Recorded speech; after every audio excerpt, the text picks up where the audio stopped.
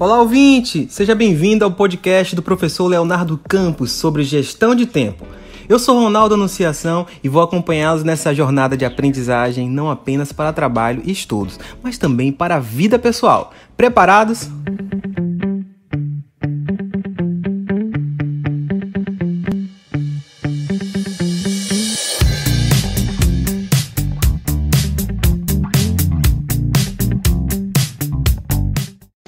Gestão de tempo é o conjunto de técnicas usado para aprimorar a realização de tarefas, de modo que a produtividade e a eficiência sejam mantidas. O gerenciamento do tempo, portanto, consiste na adoção de uma série de processos e ferramentas que auxiliam o cumprimento de atividades e projetos dentro dos prazos estabelecidos e com resultados satisfatórios. Professor Leonardo, conta para os nossos ouvintes qual a importância da gestão do tempo em nosso cotidiano. Tem um pensador contemporâneo que traz colaborações sobre gestão do tempo que eu acho bem interessante algumas colocações que ele faz. Ele diz o seguinte, é o Peter Drucker, né? Ele diz o seguinte: se o tempo é o recurso mais escasso e, a menos que seja gerenciado, nada mais pode ser gerenciado. Então isso tem muito a ver com o que a gente está falando por aqui, né? Saber organizar e planejar a rotina, gente, nem sempre é algo simples. Mas através da gestão do tempo, a gente torna possível lidar de forma mais saudável e eficaz frente às tarefas que nós temos ao longo dos nossos dias. O gerenciamento do tempo é uma responsabilidade muito árdua, a gente sabe. Afinal, nem sempre a gente pode desfazer ou cancelar alguma das nossas atividades do cotidiano, seja porque são importantes, urgentes ou possuem prioridade alta. Dessa forma, nós temos várias obrigações ao longo do dia que precisam ser cumpridas. Então, a gente precisa fazer o quê? Gerenciar esse tempo, algo como ouro. Tempo é dinheiro, como se diz por aí, né? Para que a gente consiga alcançar bons resultados e entender, de fato, colocar em prática a produtividade no nosso dia a dia. Então, a gestão do tempo, ela traz vários benefícios. É importante perceber que esse processo consegue fazer com que a gente administre melhor todas as atividades do nosso dia a dia, as pessoais e as profissionais.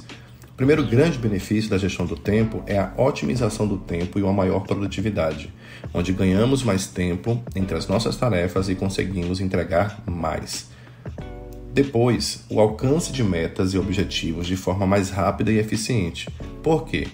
Visto que ao produzir de forma mais assertiva, nós teremos uma janela de conclusão das metas e objetivos muito menor. A gente pode adicionar também o fato de que, ao gerenciar o tempo, nós estamos focando em nossa disciplina, principalmente olhando para o lado da pontualidade.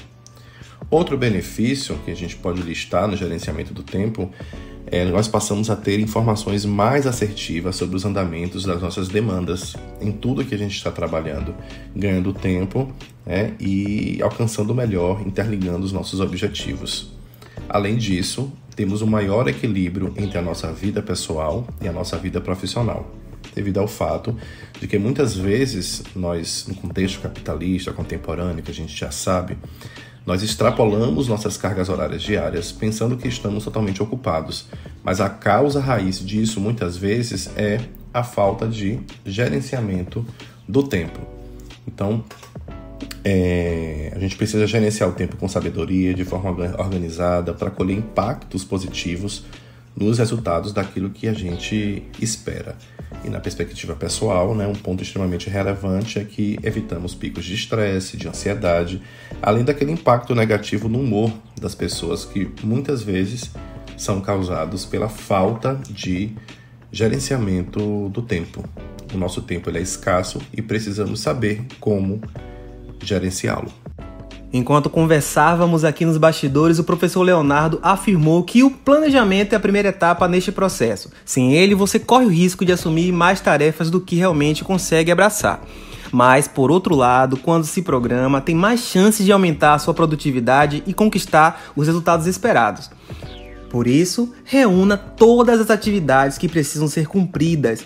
Pode listá-las em um papel ou em uma planilha, como preferir. É importante que você coloque os seus afazeres de uma forma que fique fácil visualizar e classificar.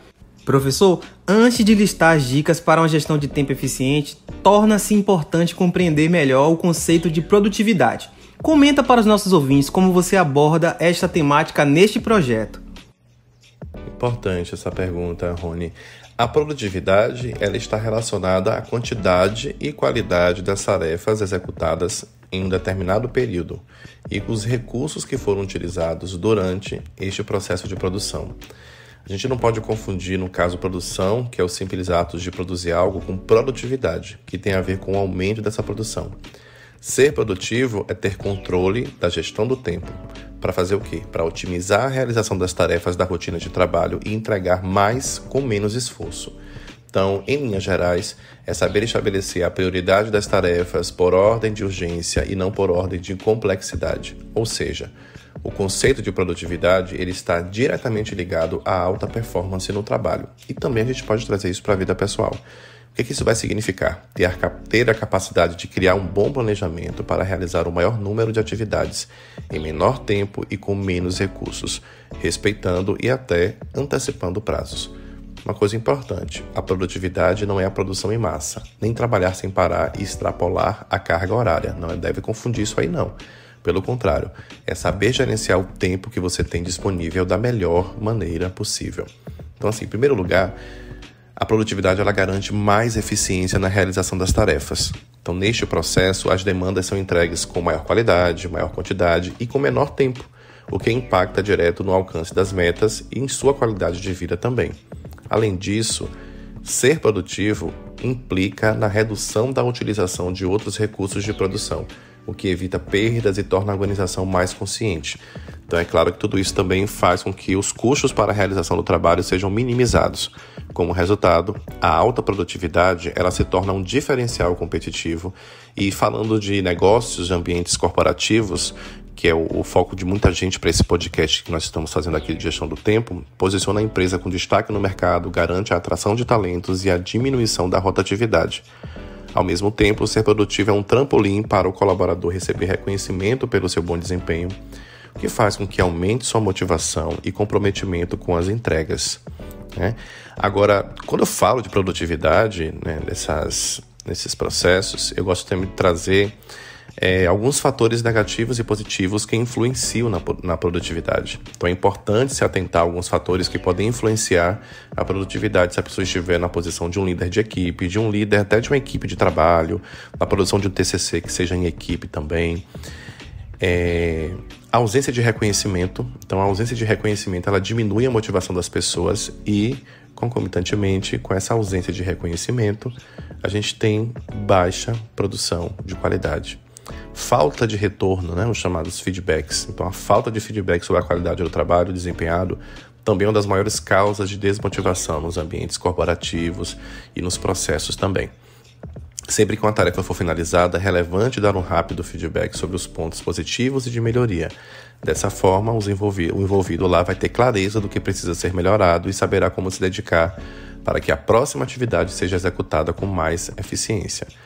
Um outro problema é a comunicação ineficiente entre líderes, times. Isso afeta muito a produtividade. Uma vez que o colaborador ele não é informado sobre como sua performance e seus resultados estão sendo vistos.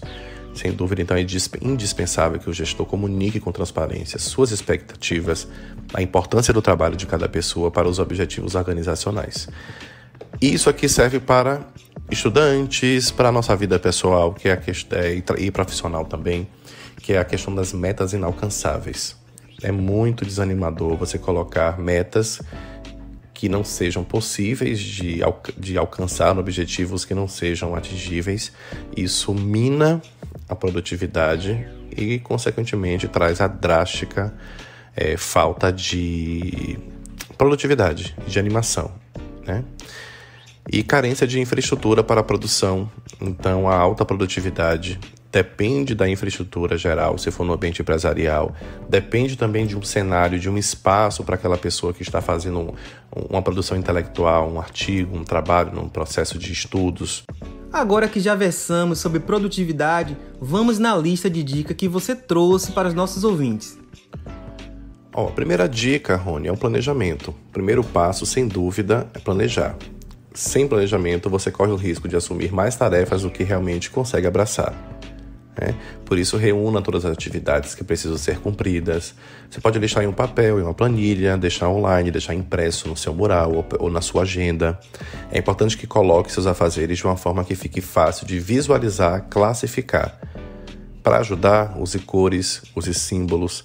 Sempre que uma tarefa estiver finalizada, pinte-a de verde ou então ensine um sinal de check, né? Então marcou, está pronto, faz um X, qualquer coisa assim. Faça o mesmo com as que estão atrasadas e em espera. No seu planejamento, além da relação do que precisa ser feito, é fundamental conter os prazos. Metas. As metas são fundamentais para que a motivação seja mantida sempre em alta. Elas contribuem com o foco e, quando são atingidas, promovem uma sensação de dever cumprido. Então, para isso, para gerenciar melhor o seu tempo, estabeleça algumas delas. Mas atenção, né? Metas que sejam possíveis de atingir. Esquecer as coisas mirabolantes para evitar que você entre em crise ou tenha algum tipo de desequilíbrio emocional por conta de metas que, desde o início do planejamento, você já imaginava que não seriam possíveis de cumprir por questões financeiras, por questões do próprio tempo e por questões de vínculos, né? Se você estuda e faz faculdade, está fazendo outras atividades, qual é o tempo que você vai ter para organizar essas suas tarefas? Tem um conceito chamado SMART, né, para auxiliar. É uma ferramenta, que é um acrônimo, que significa específico, o S, né? O mensurável, o M, que está em inglês, atingível, A, relevante, R, temporal, T. E ela ajuda a ensinar a ter objetivos que sejam mais inteligentes. Sobre os prazos, se esse é um assunto que ele causa geralmente desconforto, é melhor se acostumar, né? Porque a primeira recomendação é nunca subestimar a duração de uma tarefa. Você pode cronometrar as mais habituais para ter uma noção de tempo, que é o tempo que ela vai demorar para ser feita, para se programar. Mas para as tarefas que nunca foram feitas, a alternativa é sempre prever, basear-se em trabalhos similares que já foram executados, perguntar também para ter uma noção. Isso vai te ajudar a pensar no prazo adequado e organizar para projetar com margens de segurança e aí cumprir as suas metas, seus objetivos direitinho. Agendamento também é importante, né? Se você é daqueles que confia sempre na memória, tem que ter cuidado, memória falha, principalmente neste nosso processo atual de inchaço por conta de tantas informações. Fazer mais escolhas também, tá? Então, tudo da lista, tudo que está na sua lista precisa ser feito, reflita e veja seus afazeres e se tem coisas que podem ser dispensadas no processo. Opte pelas atividades que tenham relação com os seus propósitos, pelo menos os atuais. Não é raro a gente estabelecer itens na lista sem alinhamento com os objetivos. Priorizar tarefas também é muito importante. Vamos combinar, né? Vamos combinar aqui que 24 horas pode ser pouco tempo para aquilo que você estabeleceu. Então, o segredo é priorizar. Então, a dica é classificar as tarefas por ordem de importância e nível de urgência. Comece pelas mais importantes e mais urgentes, depois realize as mais importantes, nem tão urgentes, em seguida assuma as mais urgentes, mas não importantes, e nesse caso, se você puder delegar alguma coisa, ótimo, o processo avança. Delegar tarefas também é importante. Você pode atribuir diversas atividades para outras pessoas. Esse é um hábito que precisa ser adotado. Afinal de contas, a gente não vive sozinho, não precisa dar conta de tudo. Então, se for necessário, peça ajuda ao seu companheiro, companheira, colegas, familiares, líderes, subordinados, qualquer pessoa que estiver aí gravitando em torno de sua existência. Fugir da procrastinação, que é um grande problema. Costuma pegar todo mundo de jeito. O primeiro problema dessa questão, gente, na realidade, é que é algo muito comum. Então, para evitar que aconteça, tenha cuidado. Evite as distrações. Saiba a hora de usar redes sociais, televisões, mensagens no celular, cafezinho fora de hora com os colegas de trabalho. Crie recompensas para as tarefas, as metas cumpridas. Isso evita que você deixe algo para depois, já que será bonificado para manter o foco e a concentração. Organizar pausas é essencial. As pausas durante a rotina precisam ser estratégicas. O que isso quer dizer? Além daquelas necessárias para alongamento e descanso, você precisa parar por alguns períodos para recuperar a criatividade e a disposição. Então, mantenha-se focado e concentrado até quando você puder. Não force demais. Quando você perceber que está estagnado em uma atividade, pare, tome água, caminhe e volte. Esse processo de arejar a mente e recuperar a energia vai fazer com que suas atividades sejam mais produtivas e mais qualificadas. Evitar ser multitarefas, que também é um desafio. Ser capaz de assumir várias tarefas e realizar atividades diferentes não é algo ruim. mas acaba se tornando algo não saudável. Então, coloque em prática as recomendações que foram feitas aqui, priorizar tarefas, fazer escolhas, delegar para não sofrer com exaustão e frustração, evitar estresse, sobrecarga. Por que eu estou trazendo isso para vocês também, sobre essa questão de evitar ser multitarefa? Porque muitas vezes, fazendo 2 tarefas ao mesmo tempo, uma delas não vai ter a mesma qualidade que a outra, as 2 podem ficar sem qualidade, ou as 2 podem ficar, ou 3, 4, podem ficar todas com qualidade, mas não de acordo com aquele potencial máximo que você pode alcançar. Até porque também essa atenção compartilhada no processo multitarefa, isso prejudica a criatividade, traz um cansaço para o cérebro que a longo prazo pode ser muito prejudicial para a sua saúde. Com certeza, um dos maiores desafios é a quebra de pautas ou atividades não esperadas. Como lidar com estes possíveis obstáculos? Essa questão da quebra de pauta, ela fala muito sobre inteligência emocional. Que mesmo com toda a tecnologia, ainda há um alto grau de incerteza quando estamos executando tarefas. Sempre vai surgir, ou sempre pode surgir, não sei se essa seria a expressão correta, um imprevisto ou um obstáculo que não estava nos planos. Então o importante é não se desesperar quando isso ocorrer, manter a calma e a cabeça no lugar para resolver as adversidades e evitar que haja uma avalanche no cronograma. Mas o importante neste processo é prevenir que os contratempos causem grandes problemas. Então o truque é sempre deixar um espacinho no tempo previsto para a realização de uma tarefa, não para encher o tempo todo, achando que vai ser muito produtivo. Um exemplo, você sabe que o deslocamento de casa para o trabalho, de casa para a faculdade, tem alguns percalços de vez em quando. Então esses percalços podem ou não trazer problemas de agendamento, atrasar o seu tempo. Então ou você vai se programar para sair mais cedo, ou você vai programar algumas atividades para que aconteçam depois daquele tempo que você tem frequentemente previsto. Em todas as atividades, estipule algumas horas ou minutos a mais. Então, se a reunião está programada para 30 minutos, deixe um espaço de 1 hora reservado entre o início e o fim e as possíveis alterações.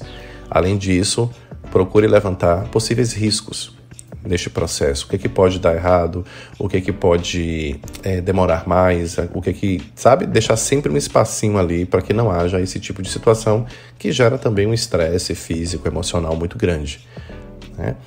Se você conseguir colocar isso em prática e as dicas que eu trouxe anteriormente, na pergunta anterior, então sem dúvida vai conseguir realizar uma boa gestão do tempo. Vai aumentar a sua produtividade, vai ser capaz de equilibrar melhor as questões profissionais e pessoais e terá mais tempo para se organizar, marcar mais compromissos e produzir mais. E isso vai ter um gigantesco impacto em sua qualidade de vida. Se sua intenção é aplicar a gestão do tempo para melhorar a eficiência dos processos, tenha em mente que os resultados não aparecem de uma hora para outra. Isso é importante também. Evidentemente, assim que essas dicas são colocadas em prática, algumas vantagens podem ser notadas logo de imediato. No entanto, conquistas maiores levam algum tempo para aparecer. Então, transforme as técnicas em regra. Não seguir apenas por um período específico, mas colocar isso como prática da sua vida, procedimentos que sejam cotidianos em sua dinâmica. Então, com a boa gestão do tempo, você vai garantir, vai assegurar qualidade de vida. Chegamos ao final, ouvinte. Esse foi o podcast do 071 News, em parceria com o professor Leonardo Campos, sobre gestão do tempo. Em breve, mais reflexões para otimizar sua rotina de estudos, trabalho e vida pessoal. Compartilhem estas ideias, combinado? Até a próxima!